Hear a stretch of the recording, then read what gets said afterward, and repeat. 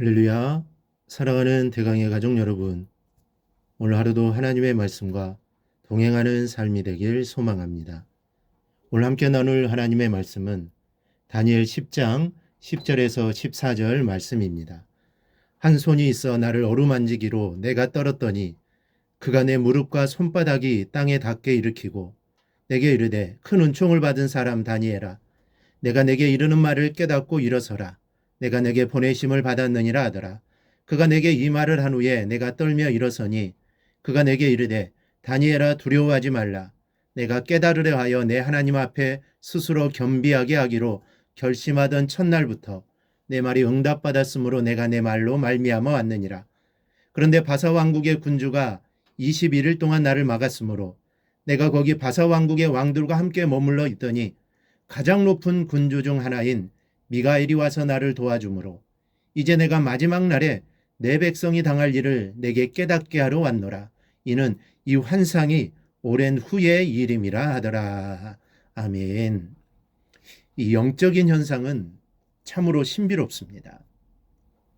계시록 5장 8절을 보면 그 두루마리를 취하심에 네 생물과 24장로들이 그 어린 양 앞에 엎드려 각각 검은고와 향이 가득한 금 대접을 가졌으니 이 향은 성도의 기도들이라 그랬습니다.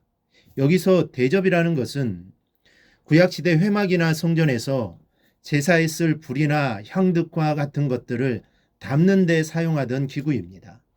그리고 그 안에는 향이 들어있다고 했는데 사도 요한은 이를 부연하여 설명하기를 그것은 바로 성도들의 기도라고 하였습니다. 즉 구약 제사에 있어서의 향이 성도들의 기도로 바뀌어진 것입니다.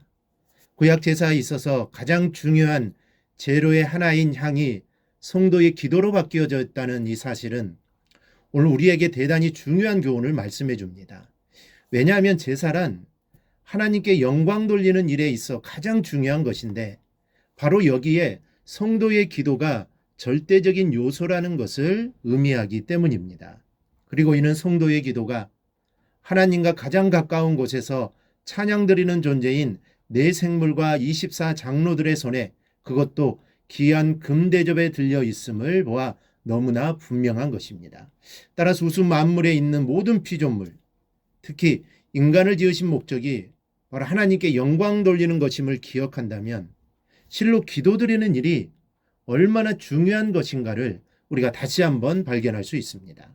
즉 성도들의 기도의 말로 하나님께서 가장 기쁘게 받으시는 귀한 예물인 것입니다. 그러므로 우리의 기도는 결코 헛되이 증발되거나 사라지는 것이 아닙니다. 천국의 금 대접에 담기는 것임을 알고 기도에 더욱 큰 확신을 가져야 하겠습니다. 그리하여 모든 것을 하나님께 드리되 무엇보다 감사와 찬양이 담긴 기도를 드려야 하겠습니다. 왜냐하면 우리 하나님은 성도의 모든 예물을 기뻐하시되 특히 이러한 마음의 기도를 천사의 금대접에 담아 기쁨으로 흠양하시는 분이기 때문입니다.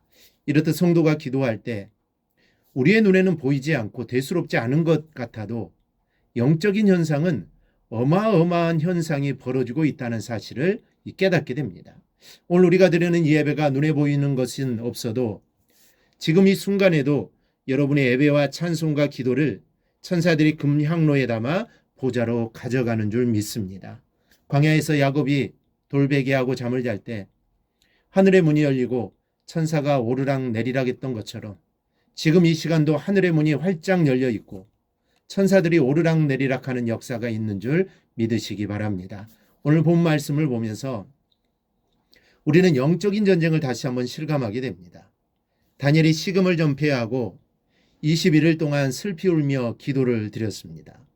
그런데 하나님의 응답은 기도하는 순간 이루어졌었습니다. 다니엘이 하나님께 기도한 지 21일 만에 가브리엘 천사가 도착했습니다. 그리고 하는 말이 결심하던 첫날부터 내 말이 응답받았으므로 내가 내 말로 말미암아 왔느니라 그럽니다.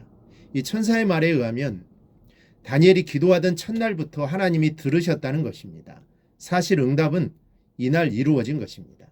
그런데 무슨 이유로 가브리엘 천사는 21일이 되었어야 도착한 것일까요? 악한 영이 방해 공작을 놓았기 때문입니다. 13절에서 가브리엘 천사가 하는 말을 보십시다. 그런데 바사 왕국의 군주가 21일 동안 나를 막았으므로 내가 거기 바사 왕국의 왕들과 함께 머물러 있더니, 이 다니엘이 기도하던 첫날 하나님께서 응답하셔서 가브리엘 천사가 소식을 전해주려고 내려오는데 바사국 군이 길을 가로막았다는 것입니다. 여기서 바사국 군은 악한 영들을 상징합니다. 즉 악한 영들이 하나님의 응답을 가져오는 천사의 길을 가로막고 방해하였다는 얘기입니다. 여러분, 이것이 바로 영적인 현상입니다. 영적인 전쟁이라고 표현하지 않을 수 없는 상황입니다. 천사는 응답을 가져오고 있고 사단은 응답이 임하지 못하도록 천사의 길을 막고 방해합니다.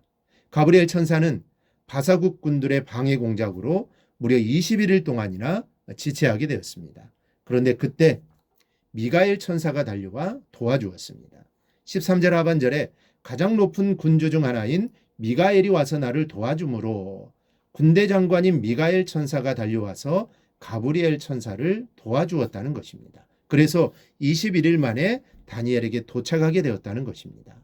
이 성경에 보면 미가엘은 군대 장관으로서 악한 영들을 물리치는 천사로 표현되어 있습니다.